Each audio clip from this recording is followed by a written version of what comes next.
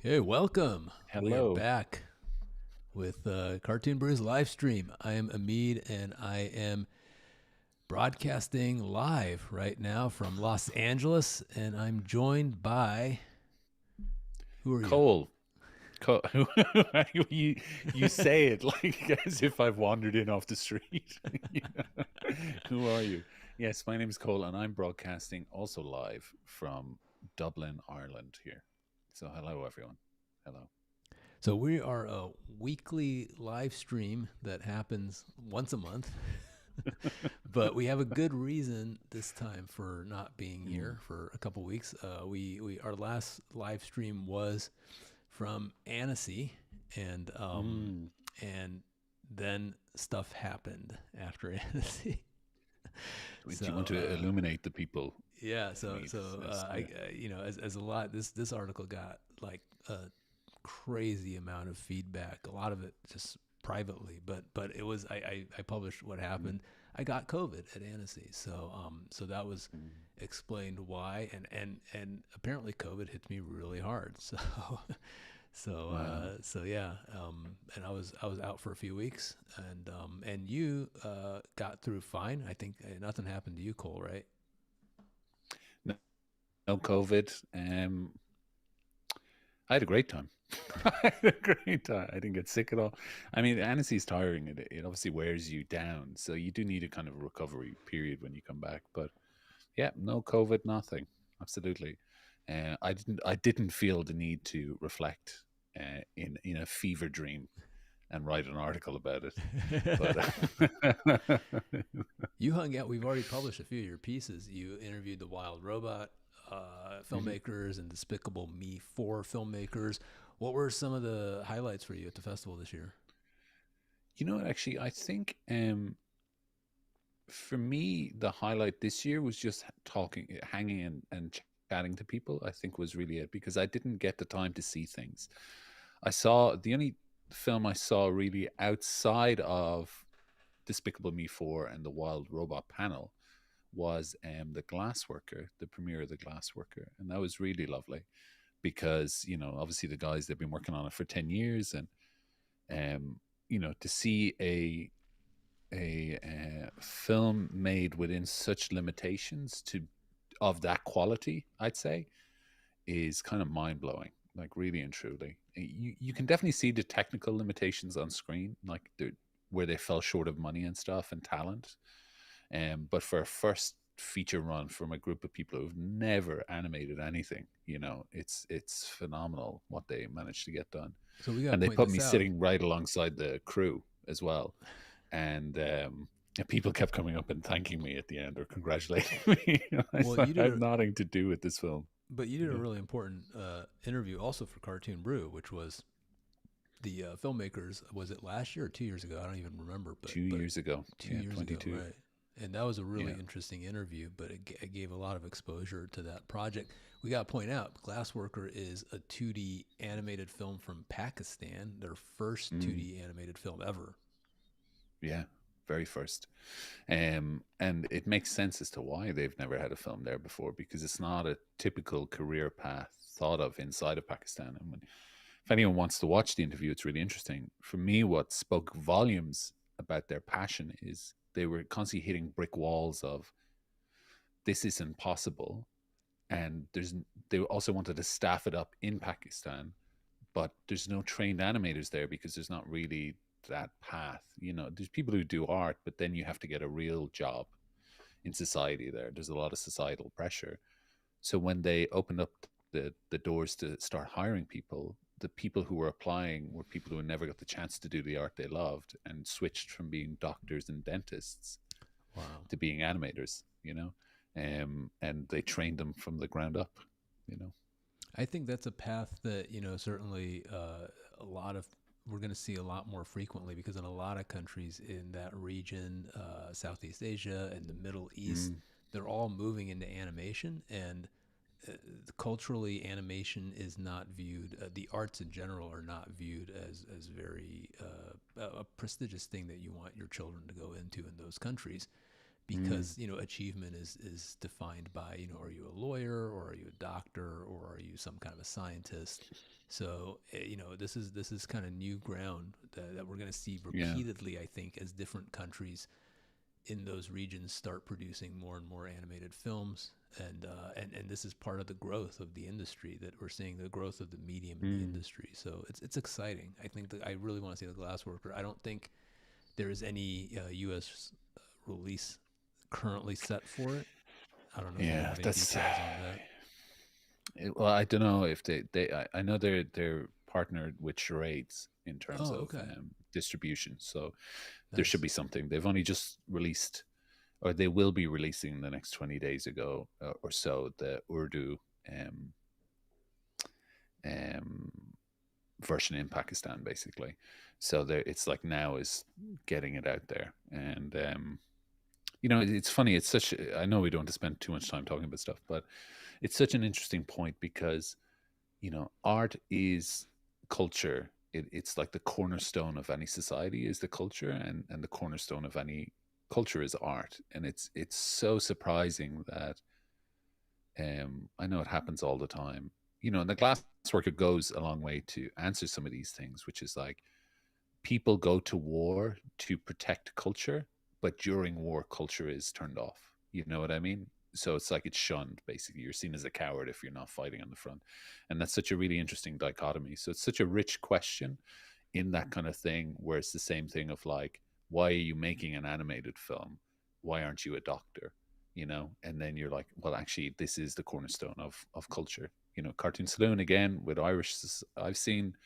I went to a concert where they were playing traditional Irish music with Cartoon Saloon images in the background, and it felt like, oh my god, that's Ireland.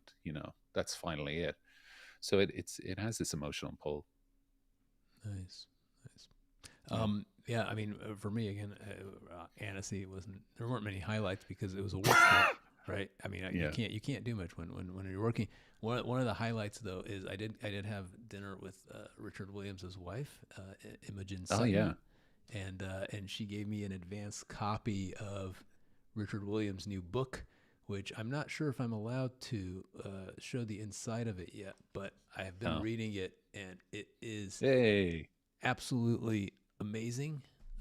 It's Wow. his life story is incredible, and I haven't even really had a chance to Mm. dig into the book, but I've been kind of skimming through it, and he kind of led like an incredible art. When we say, like, a lot of people today, it's like, you want to be an animator, and you follow, Mm. you're into cartoons and stuff, but he was not into cartoons and stuff when he was a kid. He was into, fine art and music and Yes. Yeah. traveling, and he lived in Ibiza when he was like in his late teens, early 20s, back in the Wow. 50s. I mean, Yeah. it's just it's an incredible journey, and it's gonna be, it's an amazing book. And Mm. it's coming out, I think, in the UK soon, but it doesn't come out in the US, the book, until next year, because it's a British book, and there's always a delay with how books are released, but it's really a special book. So that was a highlight for me to get a copy of that book. Yeah. Yeah. How did you get a copy? You were just sitting having a chat. You were talking to her. Yeah. Well, she's going to be a guest on the show. Mm. I dinner with her, but she's going to be a guest on our live stream sometime in the next few months to talk Mm. more about the book and life with Richard. So Yeah. yeah, I'm Wow, that's really looking forward to fascinating. that. I think I've been waiting for like an arc, a condensed. archive of his life story, basically, instead of trying to pull articles here, there, and everywhere. So I think it would be fascinating to read something like that. I just love when everything's in a book, like you and your book at the moment, but, Well, it just makes things easier. one of the things about animation is that it's so poorly documented. It's like Richard Mm, Williams is like there's as few iconic figures as him in the late 20th century of animation, the second half of the 20th century.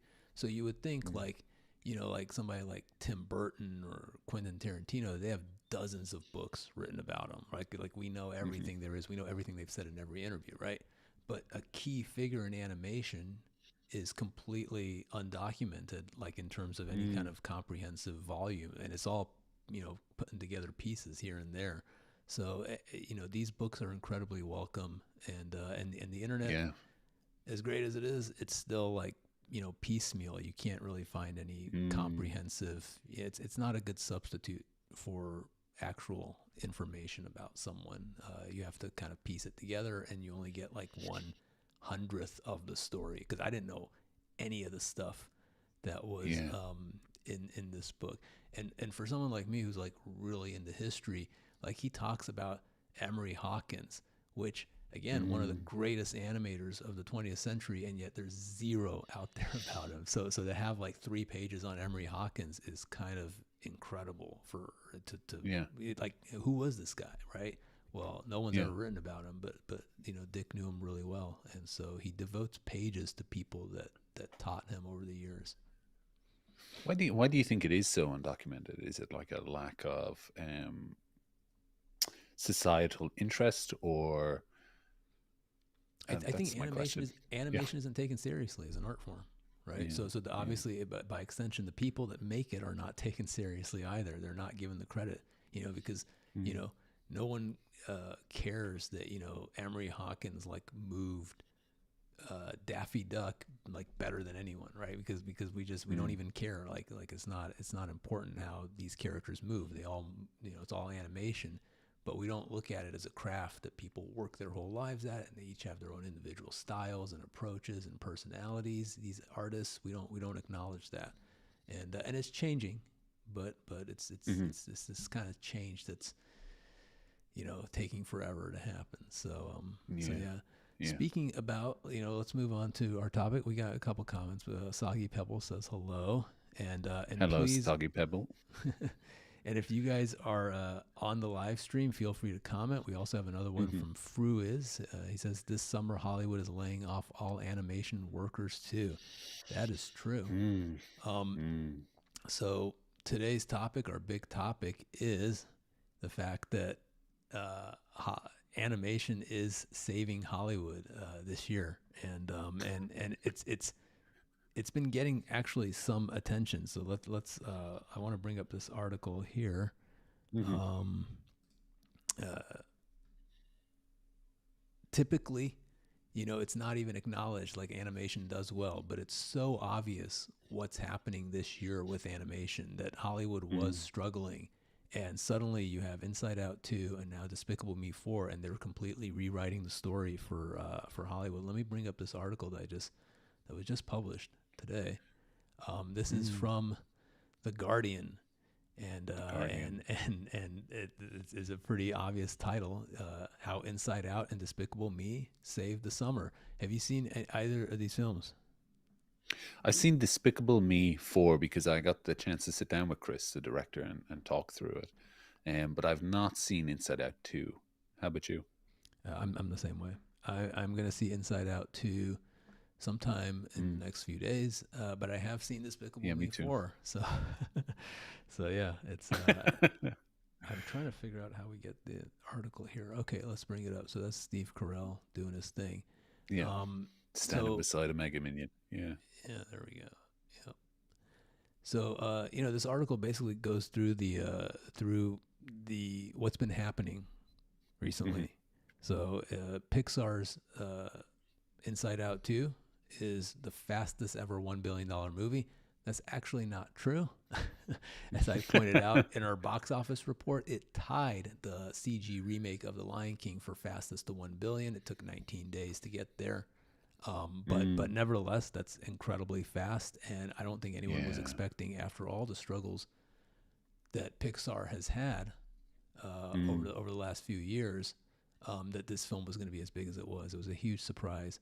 But this Yeah. article basically talks about, 5 weeks ago, Hollywood was in the doldrums. A succession of hotly tipped blockbusters, The Fall Guy, Furiosa, If, flopped, and the mood was Mm. ominous.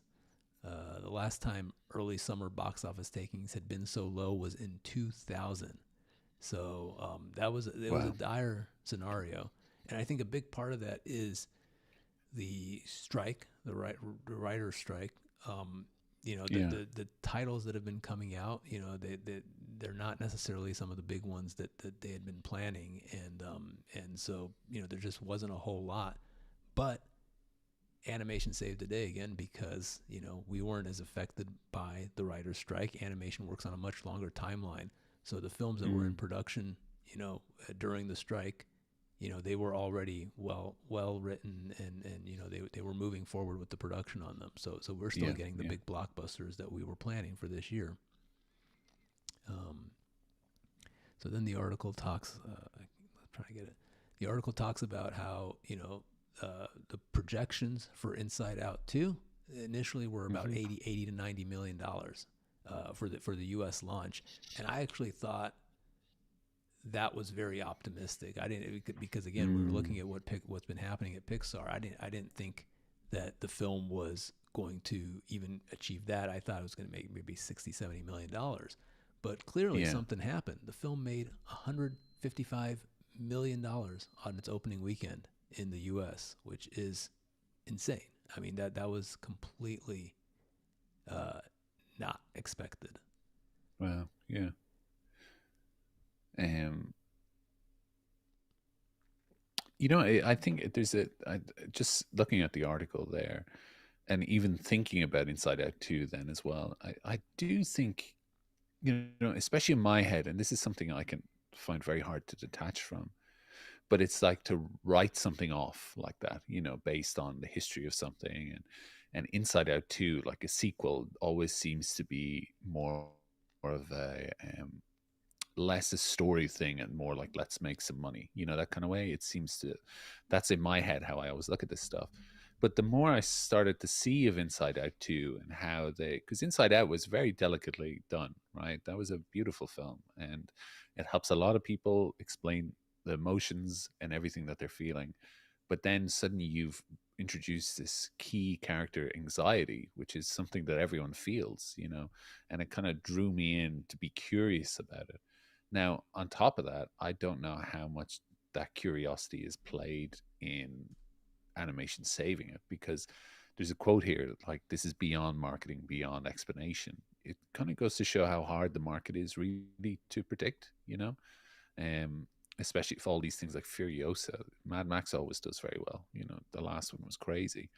And that's kind of in the same situation as Inside Out 2, where the previous one was very loved, and now you've got the next one that people are looking forward to, but it didn't do that well. It didn't seem to do well. But whereas Inside Out 2 is charging forward. We got our competitor here at Variety. His quote here is, Oh yeah. "Success begets success. Rising tide Mm. lifts all boats." That's not true because, uh, like live action, it hasn't done much for the live action films, right? But Yeah. Yeah. it has done a lot for Despicable Me 4. I remember I tweeted out where I said if Inside Out 2 does well, we can expect Despicable Me 4 is going to do well too. I think there's just a real appetite right now for entertainment and Yes. for family entertainment, Mm. right? And Yeah. there's a big dearth of family films, except Yeah. what we're doing in animation. So um, Mm. it's Yeah, explosive. because comedy is really, it's kind of rare at the moment, isn't it? In terms of like, or not just comedy, but things that are somewhat seem to be on the lighter edge of things. It's very rare in theatrical releases these days. It all seems to be so heavy and Everything's a tent pole dark. nowadays. Yeah, yeah. He says it's Gatos at Variety goes on to say its explosive success is a potent reminder of what happens when everyone in the world wants to see the same movie. There is pent up demand that lands on the same square the same day. It's beyond Mm. marketing, beyond Mm. explanation. Well, that's an easy way of summing it up, right? Can't explain this one, right? Yeah, yeah. Um, and then we have Chris Meledandri, who runs Illumination, Despicable Me, Mm. which just put out Despicable Me 4. He says people were missing the cinema. So the minute the signals started to flash that Inside Out 2 was the film they'd been waiting for, you saw a kind of spontaneous eruption. Mm. And Some then comments here, Meet. Some comments here. yeah, go ahead. Animation has been saving Hollywood, in my opinion. Cough, cough. Live action remakes and spin offs. And then Inside Out 2 was great. Uh, and then Mike Scott in animation, Mike Scott animation says, "Ayo, glad I caught this." Thanks, Mike. And also Soggy Pebble, thank you as well. Yeah, it's. I mean, people tend to separate the two out. You know, it is totally storytelling, but these live action remakes, they're heavily dependent on animation, as we've seen with the Lion King remake, um, which is effectively an animated film, as everyone knows, but just not touted that way. But Chris Melandandri, now obviously this guy is a powerhouse in terms of running a studio. Like the success Illumination have is just unbelievable. Um, why do you, sorry, you were going through the article, but I was curious to ask you, why do you think, because you posted a tweet, that Despicable Me 4 would do so well on the back of Inside Out 2?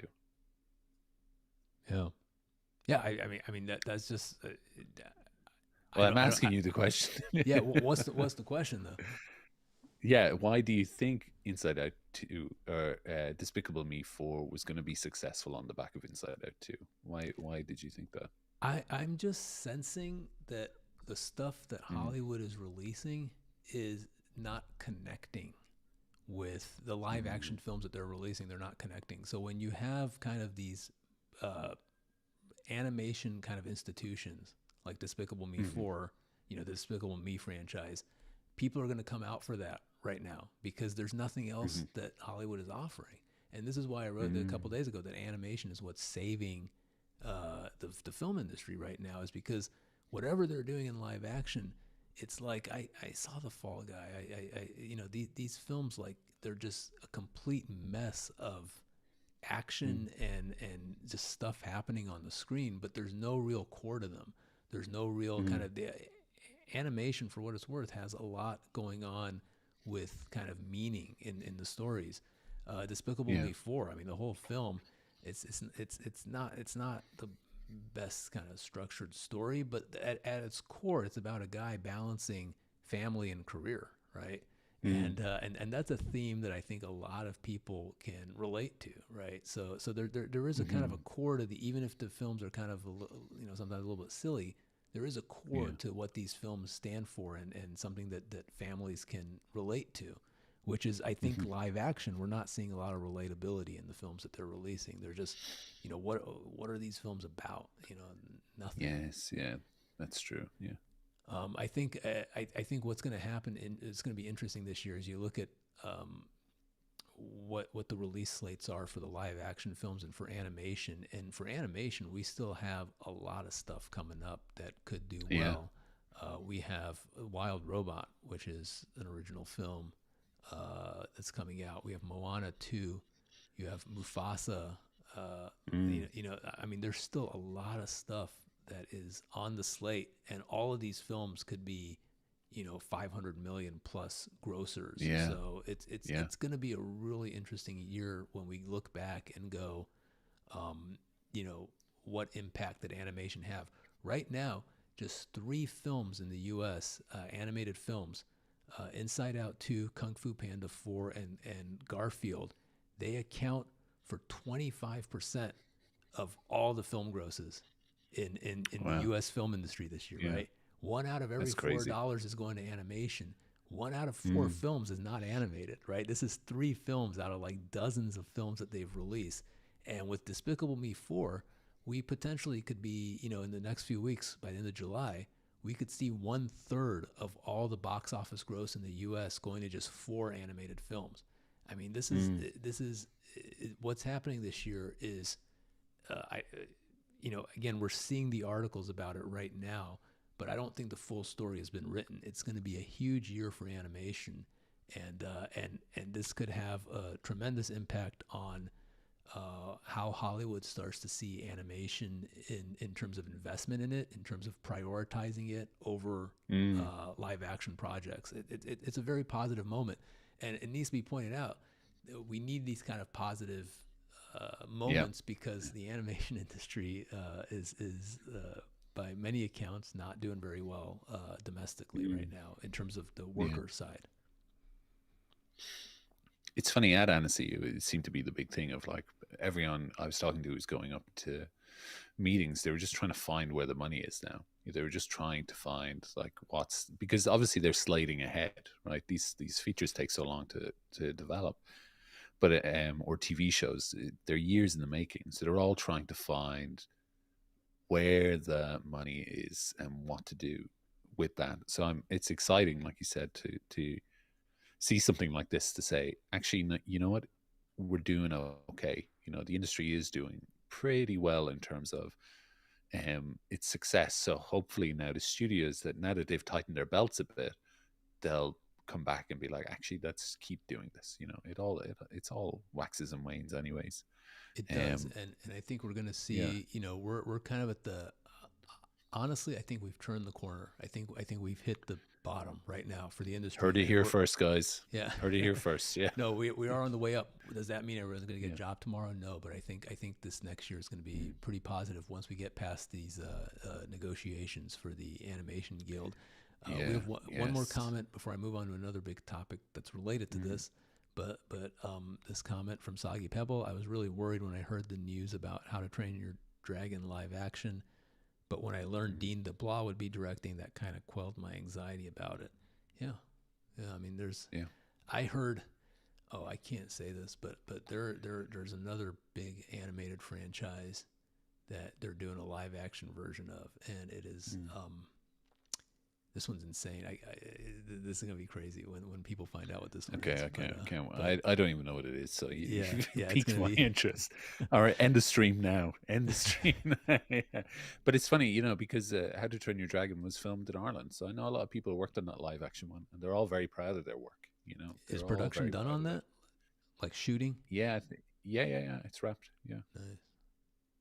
So they're probably gonna take them years to do the VFX on that, add the right? Because dragons. Yeah, I yeah. assume the live No, they action. hired dragons. They hired local dragons to work Okay, on it. that's good. That's good. Keeping Good the for the Irish industry. dragons employed. Uh, so, a big part of this Inside Out story that I alluded to Mm, uh, in our box office report last weekend was that yeah. the performance of the film among Latino and Hispanic audiences. So Mm, historically, the Hollywood Reporter pointed out that 40 to 50% of a Pixar movie's audience was white, and hmm. there's been a huge shift on this film where Latinos in the U.S. made up 38% more than white Wow. people, and Latinos only represent about, I don't know, about 19% of the U.S. population. So they are Mm, overperforming, but also the film is doing amazingly well in Latin America. It's like the top grossing Mexican film ever, right? And yeah. all throughout Yeah. Central and South America, the film is doing amazingly well. I don't think anyone's figured out exactly why yet, but one of the Mm, first pieces I saw the other day was Carlos Aguilar. Aguilar. hmm. I can't. Yeah. I apologize if Come I on. didn't. You know him. I do. Well, he's a writer for us too Yeah. sometimes. So Yeah. Yeah. but he wrote about why the film's doing so well in Mexico. And I don't know if you want to take the lead on this because I haven't read this article yet, but it is a fascinating story that we're trying to figure out. Like, why is this Yeah. film doing so well in Latin and Central America and also performing well with Latinos in the U.S.?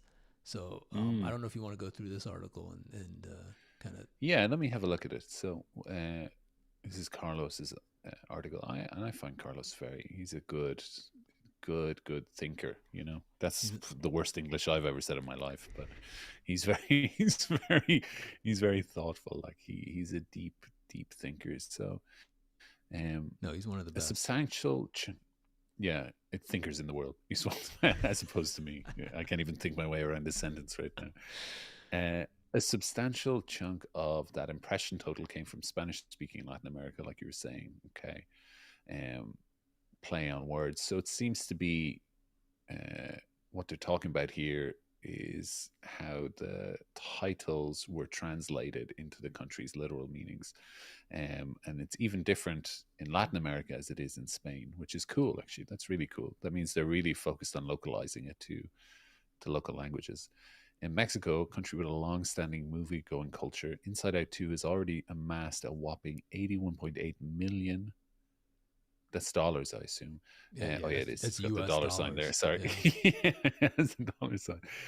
Surpassing Avengers Endgame. Wow. The animated sequel is now the second most profitable film of all time in Mexico, only behind the Super Mario Bros. Movie. That's so I huge for misspoke. I said it animation, was the isn't it? biggest film. It's the second biggest Yeah. film. But I think But in it's the very next week or close. two, in the next week, I mean, it's still doing Yeah. amazingly well there. So pretty soon it's going to be the top grossing film in Mexican history. Yeah. Wow, that's crazy, isn't it? And it is. It's very close. 81.8 Inside Out 2, and Super Mario is 85.3. So really tight there. And also, if you Meanwhile, look at like yeah, box office prices, like in Mexico, right? So this is huge, right? Like this hmm part of the reason like countries like Mexico were, don't generate these kind of huge impressive numbers is because ticket prices are much cheaper in those countries. But now, mm, even with the fact that they're cheaper, the theaters are packed and they're going to see these films. And yeah, 85 million would be a respectable gross for any film in the U.S. Maybe not a blockbuster, yeah, but for most films that would be perfectly fine. And in Mexico, yeah, that's like amazing. yeah. 1.5 billion pesos. You um, Mexico is the second most populated country in Latin America and the world's most populated Spanish speaking nation. This means that the majority of Spanish speaking media consumers live in Mexico. Okay. Um, so yeah, I guess he goes on to start talking about why people are flocking to see it, right? And he says that historically, the Spanish language dub heard across Latin America for the most of these projects is produced in Mexico, so it's very localized. Mexican voice actors still enjoy a great reputation in the industry, even in an age where star casting has become standard in the country. With YouTubers and social media personalities often being cast, I wonder, know. is that part of it? This is something I think about often, which is like, in terms of social media, the drivers tend to be, especially in Latin America and South America, there's huge swathes of memes and things that go viral there that I don't understand because I'm English speaking. I don't speak Spanish, but they come up my feed, and the engagement is huge on that. So they obviously have a huge driving part of it in terms of social media and stuff like that. And you've seen that with successive films like Rise of Gru was a big one that social media just grabbed that and exploded it with all those young guys going in suits.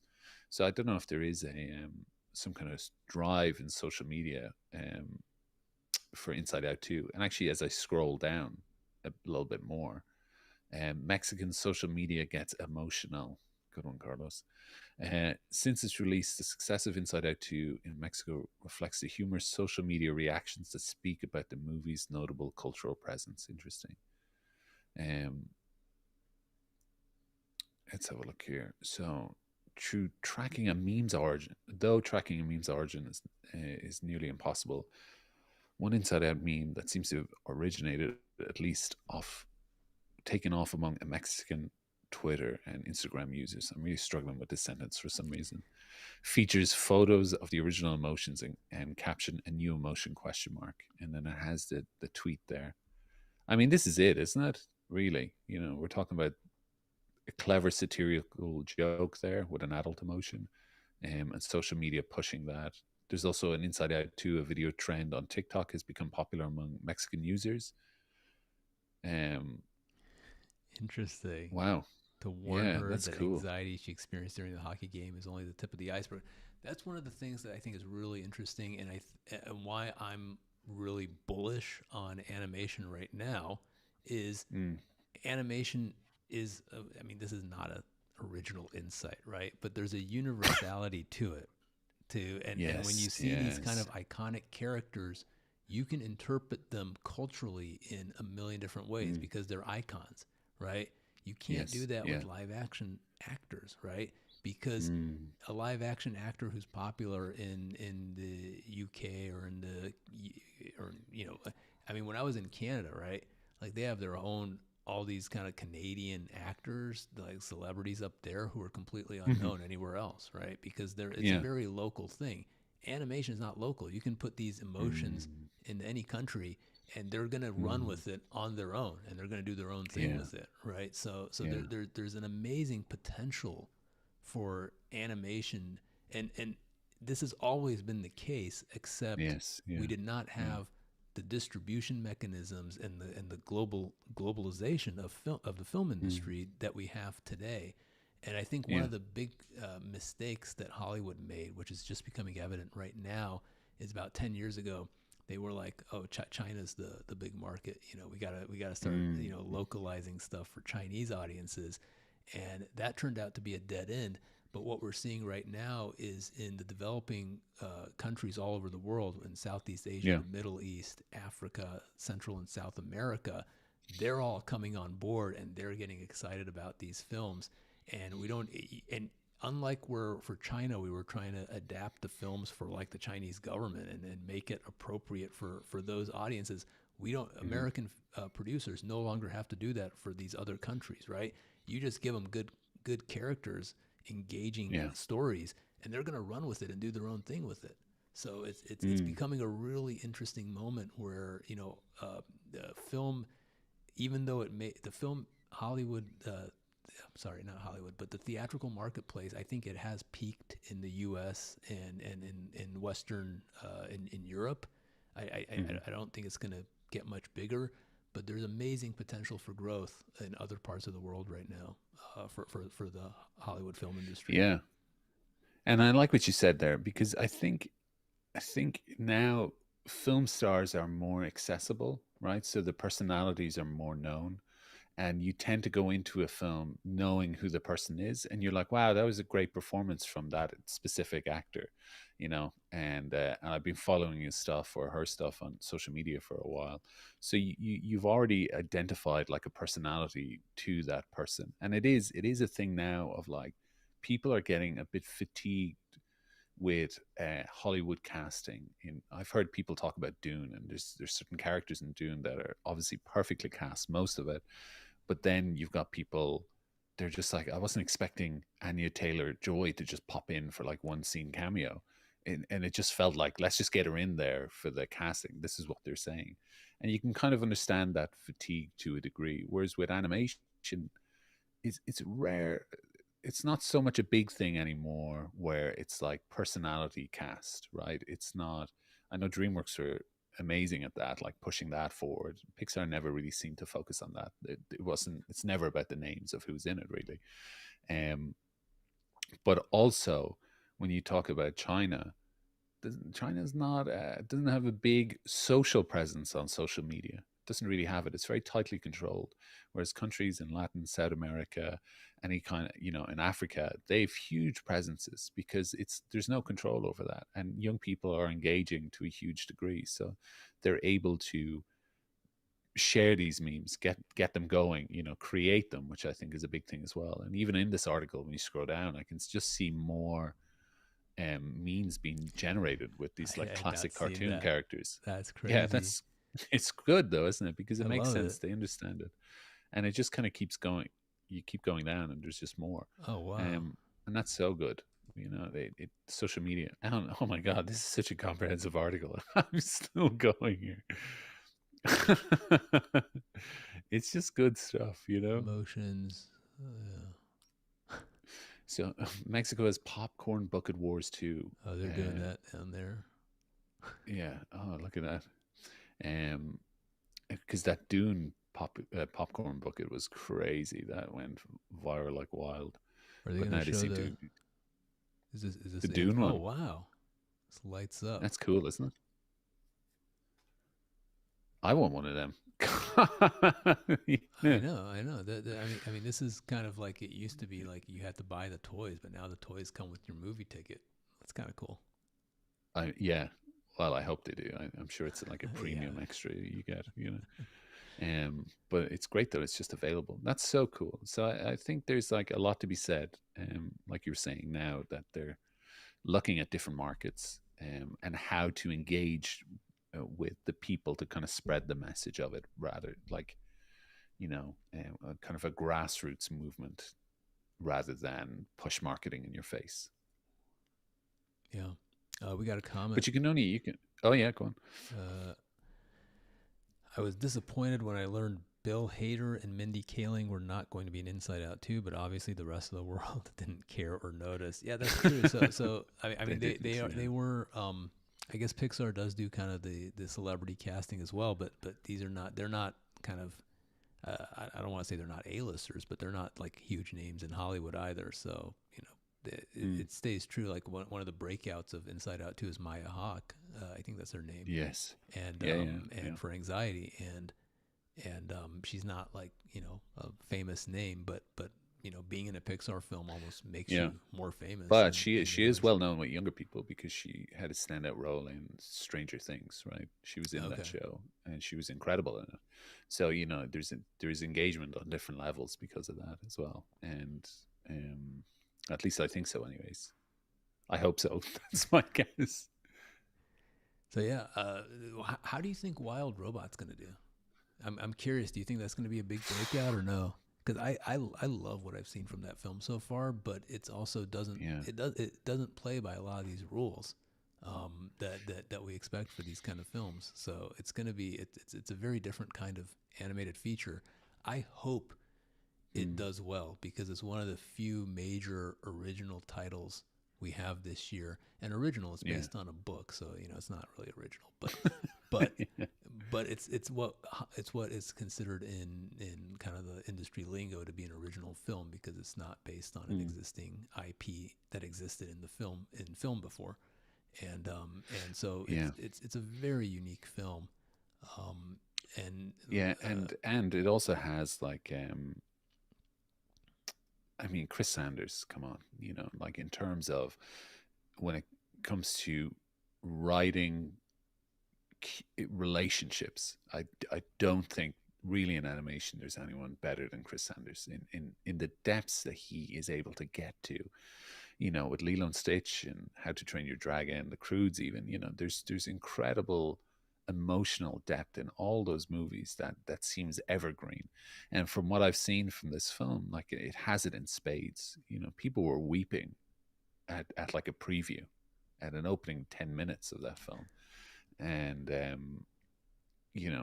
and it also has this thing where it's pushing the art form forward as well. So it has like the double whammy of actually what seems to be a really good story, and on top of that, it's exploring the artistic limits of where the technology is at the moment, right?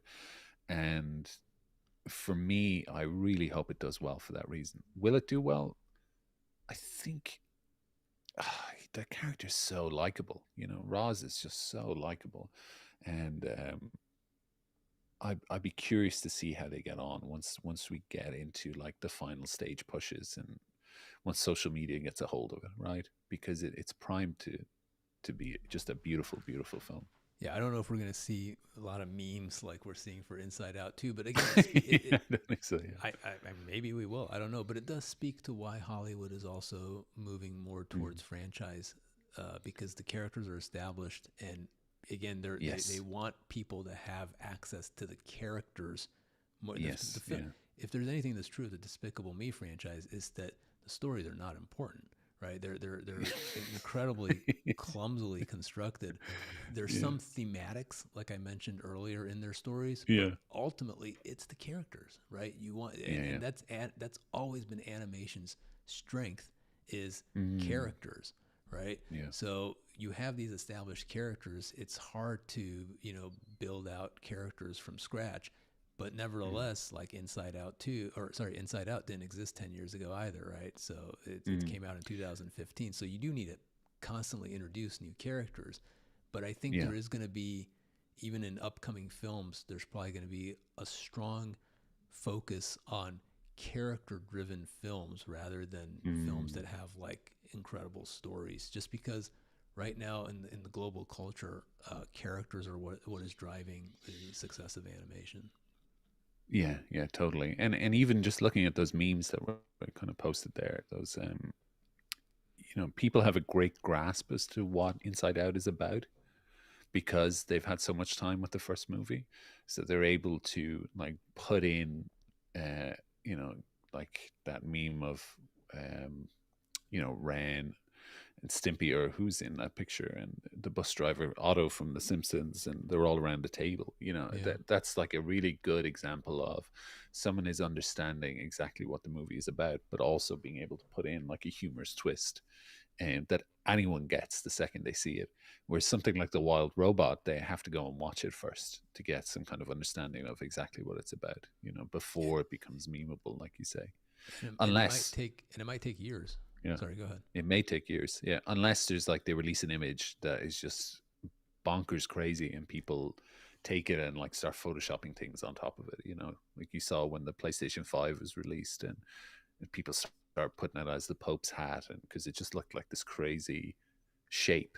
So you just can't predict the internet, really.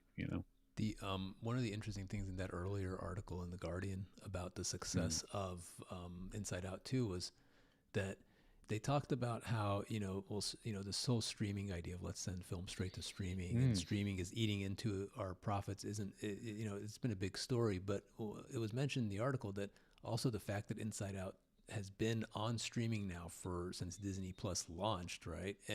And people have had a time to refamiliarize themselves with the characters and watch it over and Mm. over. So maybe the benefit of streaming is it's going to help propel box Yeah. office for animation, because it's letting Mm. people live with the characters constantly, rather that it's much more accessible than in the age of home video where you had to buy Mm. it, right? But now everyone has Yeah. streaming. And so this could Yeah. actually be a big help for animation franchises, uh, to have these films available on streaming at all times. I think it is already. And, if I think back of a franchise that's so beloved, but could easily not have had a second breath of life recently, is something like Avatar: The Last Airbender, right? Because they put the full series up on Netflix, and allowed new people to go and watch it. Like my nephew is in love with that show, so much so that he did a presentation in his class about uh, the show and what it means, what it's about and what it means to him. But Right. which is lovely, that's a beautiful thing. That if it was just on physical media, not to poo-poo on that because I have loads of it, but it's less accessible for younger audiences, and you never know how people are going to react to something. But if you make it available, then at least someone will react, that kind of way. And Avatar is doing that, and Korra, they're doing very well. Like, I mean, it breathed back to life, and they made that live action remake of the show as well. So And making there's a things whole bunch of available is, features coming up. I think what there's a 20 lot of features coming up. starting Yeah. 26 or something, but Nickelodeon started a whole Avatar studio, like a whole division devoted to making Mm. Avatar features. So yeah, Which I is a mean great idea. It's a they know rich world. they know what they have, Yeah. right? So They um, know what they have. let's go on to another big story which hasn't been Mm. discussed much. It hasn't. I haven't even posted about it on the Yeah. site yet, but we're gonna get a Happy story up birthday. about it soon. Yeah. Oh, sorry. Yeah. Yeah. Happy birthday for what? No, I was just making a joke. Nobody's talked about my birthday yet. A Oh, big story. Yeah. No, I'm joking. My birthday's not till October. Um, just a hint. uh, let's. Sorry. No, I was confused. It always takes me a moment Yeah, to I get. know. No, so this is a big one. And this is came out a couple days ago, 2/7, Mm. or actually 7/2. So that's that July 2nd, earlier this week. And you can take over on this story because I'm not too Please familiar don't with it. make me, because I have no idea. I have no idea either. But so Let's DNEG, figure it out together. Yeah. so DNEG, they just made the Garfield movie, and they make a Yep. ton of other stuff. They made Nimona. That they're Yeah. making a lot of They different also do a things. lot of visual effects. Yeah, they I did mean, visual they effects on. They're a do. huge company. Yeah, they're They huge. they, they, they basically they are a visual effects studio. Animation is a new thing for them. Reason I mentioned those Hmm. films is because we're more animation centric. But yeah, certainly Yeah. they're a VFX studio that has been branching out into animation as well. But so DNET Group agrees to a $200 million investment from UASG. I have no idea what UASG is, but let's go on with this because this I skimmed it and there's some really interesting things going on here. So the DNET Hmm. Group today announced that United Al Soccer Group is to invest $200 million in the company. So the investment enables DNET Group to accelerate its What? strategy of innovation and diversification to evolve from a pure services provider to a content production and, this is the big one, AI powered technology partner providing the highest quality solutions across media, entertainment, and gaming. So basically, the Mm. $200 million investment Two is going to hundred be, dollars. yeah, I could have invested $200, right? Uh, the $200 million investment is going to Mm. be divided up into three chunks, and one is investment in the development of new content by Prime Focus Studios, following the recent success of the Garfield movie, joining its slate of in-production content including Animal Friends, Ramayana, and the Angry Birds movie 3. Now, Mm. Prime Focus, I believe, is their Indian arm. I'm gonna have to double check on this, but Hmm. DNEG is uh, has a huge Indian side to it, even though it has studios in Canada, which unionized recently, and in other parts of the world, in the UK. But clearly, animation is a big part of this investment. Mm. Second part of Mm. this, the activation of a new technology division, Brahma, which is developing the industry's most comprehensive AI powered photoreal CGI creator. What is a CGI creator? You're a tech guy. Does that? That to me, just from hearing it, sounds like something like photogrammetry, which is where you would take the photographs of something and it basically converts it into, like, you do a kind of a full 3D scan of it, and it converts it into geometry for you. And that's a really interesting technology. But it sounds to me like they're basically getting AI to generate the photos and then pulling out geometry from that, as a guess. As a guess. Yeah, Um, I yeah. think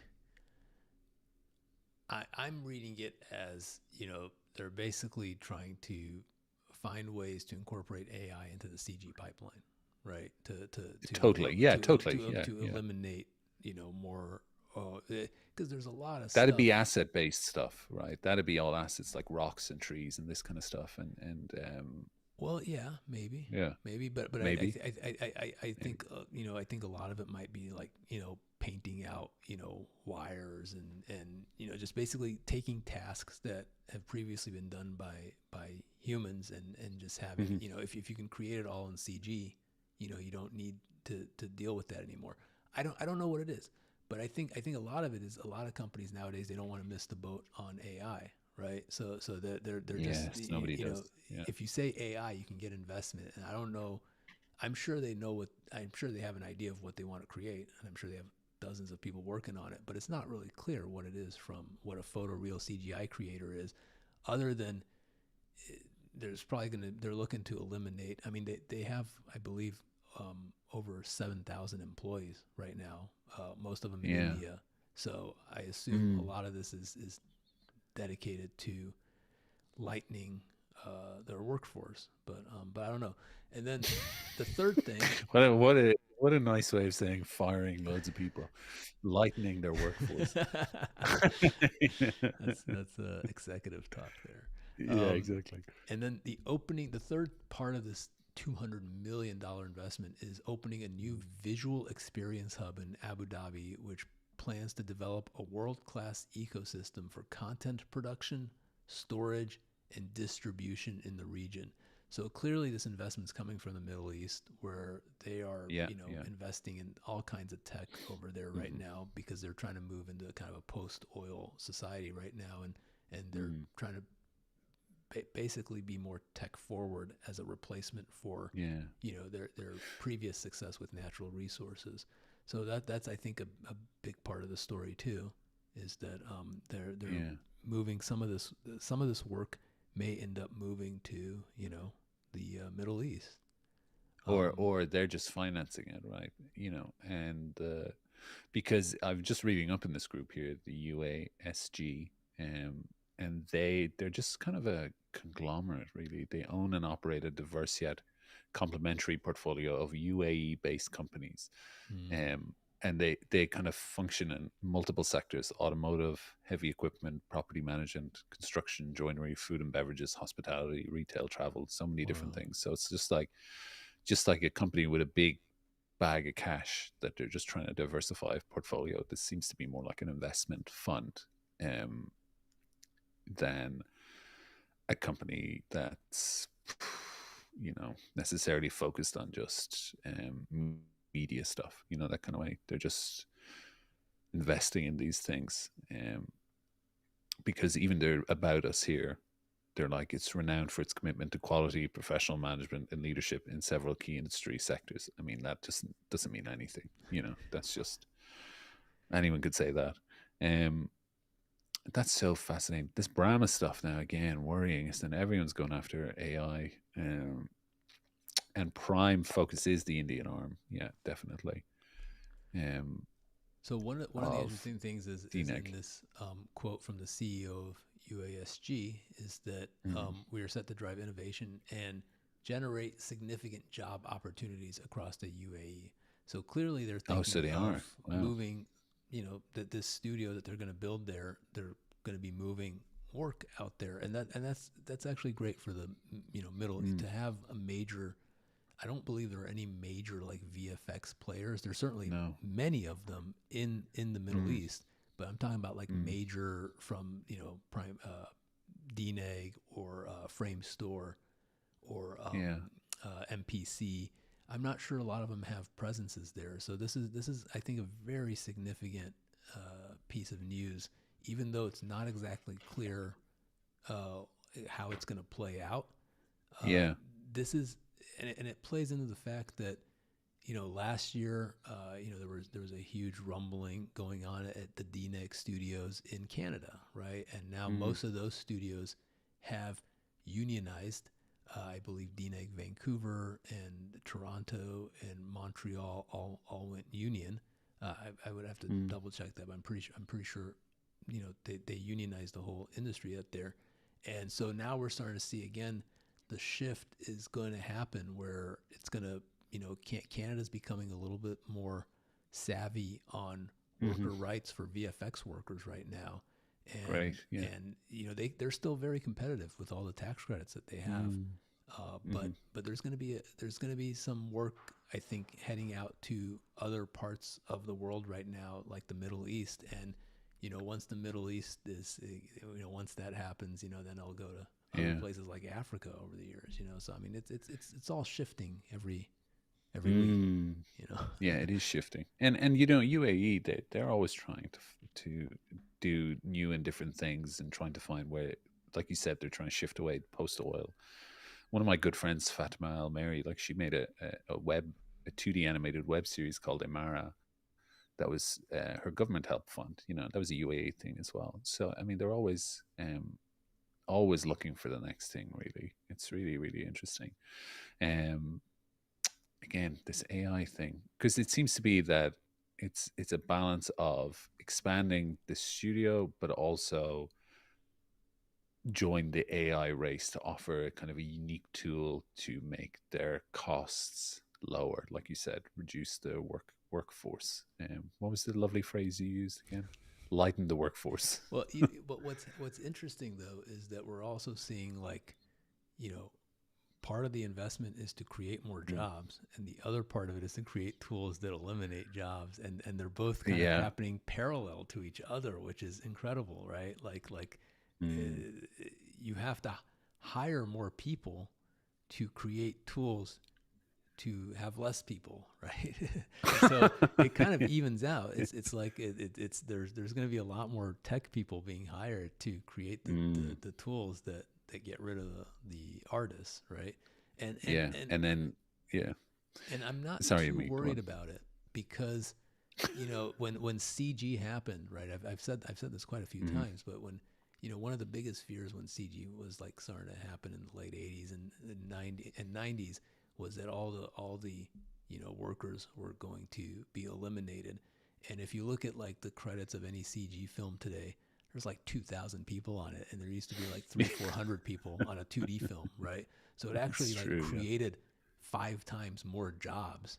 Now, not the Mm. same jobs, right? But it created Hmm. 5 times more work for the animation industry than it actually eliminated. And I have a sense with AI, like no one knows like Yeah. what's no one really knows what's going on with it, and I don't think people understand like how labor intensive it's going to be to make AI work for your Hmm. production needs. So there's going to be Yes. a Yeah. lot more Yeah. work, I think, for the industry as they figure out how to, you know, how to use AI. But right You now know, yeah, yeah. it's a shiny Do you know there object. was an AI short in Annecy? Did you? Of course, you knew that. I heard about that. Yeah, yeah. I think there were a Yeah. couple of them actually. Maybe Yeah. one or two But instances. yeah, but they were all Yeah. booed ruthlessly. It's what a crazy thing to do. Um, but yeah, you're totally right. Nobody can predict exactly where this is going to go. All you know is like everyone's putting their money where their mouth is. It's the same thing as like the metaverse a few years ago. Everyone was, driving toward that, which was exciting because it meant that people who had animation or CG skills could find work outside the field as well because they need artists to create assets for that stuff. And it's not that that's gone away; it's just less talked about, you know. Yeah. Um, so I'd be curious to see where all this stuff goes. Well, all this stuff is probably gonna at some point too. It's gonna consolidate into Yeah. something that we all, the metaverse and Mm, avatars. This kind of human driven avatars, which are now a part of yeah. how we communicate. Like if you look at like things like Meta, like you can, you Mm, have your own avatars on WhatsApp, that they create for you, and those are all animated, right? Well, that yeah. animation has to be created by somebody. Those little, even though it's Yes. it's Yeah. it's personalized, they're still underlying animations that have to be created by people. So it's there's a lot of stuff that's happening that Yeah. I don't think we Yeah. really have a grasp on, but it's interesting to watch. And so Mm, this story, it'll go up today on Cartoon Brew sometime later. mhm. But once I look into it a little bit further, actually Yeah. might be next week then because I have to actually talk. I have Yeah. to talk to him and find out a little bit more about what's going on. But Yes. but Yeah. it's a really big story. So and Mm. I'm surprised it And I hasn't really can. been talked about much. Well, yeah. Well, Mr. Trendsetter, don't worry. Once you set it out there, I can't wait to be an avatar with an AI voice generator to do this live stream with you. It's not even going to be me anymore. That's next week. Um, I mean, you've already replaced me. you can already do it, right? I mean, it's already We could, yeah, we possible. could try it. Yeah, I yeah, just have that's no true. interest in doing that, but we can Yeah, certainly do that. So nah, nah. so yeah, Mm. okay. Well, I mean, there's plenty of other stuff to talk about, but I don't know if there's anything else on your mind. But those are kind of the big stories for this Yeah. week. We're going to keep tracking the performance of Despicable Me 4, which Mm. is looking to make about $120 million domestic and over $200 million global this week. So it's going to be Wow, interesting to see what happens this weekend. Um, and yeah, that's it from my that's side. it. Yeah. I think just because I have it sitting out here, I did want to briefly do my show and tell. Sure. So when I was in Annecy as well, I had a great opportunity to sit down and have dinner with Denver Jackson and his team, Ooh. um, for their film, The World's Divide, which is a solo animated feature film that he had made as well. And he gave me this lovely art book. Um, Wow. Here it is, and I made the team sign it there. So there we go. Nice. It's not worth anything if it ain't signed, you know. See, but that's the thing. That's you go to Annecy Yeah. because you want to see this stuff, right? And Yes. you don't have time to see it. So I mean, No. I'm certainly going to see it, and I hope we have him on at some point on the show to talk to him about the film, because it is incredible to make a film by yourself. Yeah. It's been done before, certainly, but anytime Yeah. anyone does it, it's like a massive achievement. And Huge achievement. Yeah. one of the films, another film this year at Annecy, I want to say it was Flow. Is that the Oh, film Gint's that was? one. Yeah, Yeah. Gint's film. His Yeah. previous film he made by himself, and this one he actually Yeah. got a team Away. for. Away, right? That was made by Mm. almost entirely by himself using real-time rendering techniques, and he had a really innovative approach to it. And then this time he expanded out and got a little bit of a crew behind it.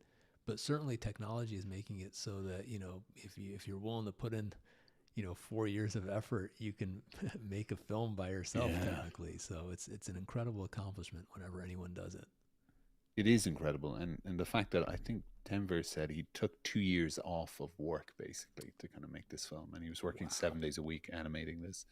And That's incredible. hopefully, yeah, it is insane. But even looking through this art book, like, I mean, the kind of stuff that's there is just absolutely beautiful, just really so well thought through and mapped out. And so I hope people get to see it. And he posts regularly on his YouTube, which is really, really cool. And he has kind of behind the scenes of his journey, which are fascinating as well, like really, really good stuff. I wonder if And his film made it to. I wonder if they've announced.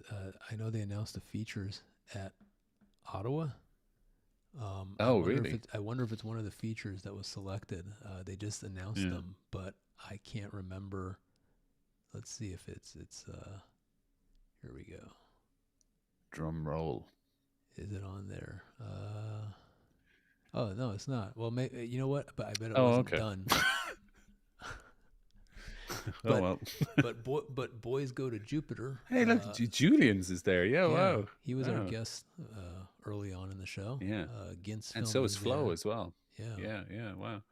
I was surprised. I That's actually so thought cool. Denver's What a was great there, year. but I'm sure it probably will be there next year. Maybe he just didn't submit it. So okay, it just finished Maybe, the who film. knows, yeah. So Well, it made it to the Galway Film Festival, the Galway Film Oh, Festival, wow. and that's pretty prestigious, That's a good one. Denver's film, you're saying? Did Yeah, Denver's one, yeah. It's showing next Saturday, the 13th, as far as I know. So if anyone is in Galway, I don't know if anyone watches this from Galway.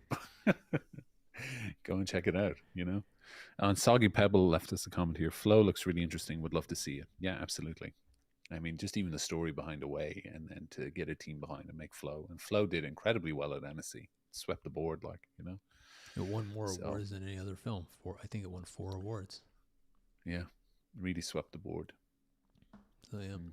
Well, anyway, Cole, thank you so much. This was a fun conversation this week, and we will hopefully be back next week, barring any disasters Yeah. again. we're gonna be back next Just to Friday. go back to Annecy. Yeah, we're probably we'll gonna be have a back guest next next Friday. week too. Okay, cool. Yeah, Yeah. can't wait. Cool. Well, I hope everyone has a great weekend. Thank you for joining us on Cartoon Brew's live stream. Cole, thank you so much for being here. Thank you, and, Amit. Yeah. we'll be back soon. Thanks, guys.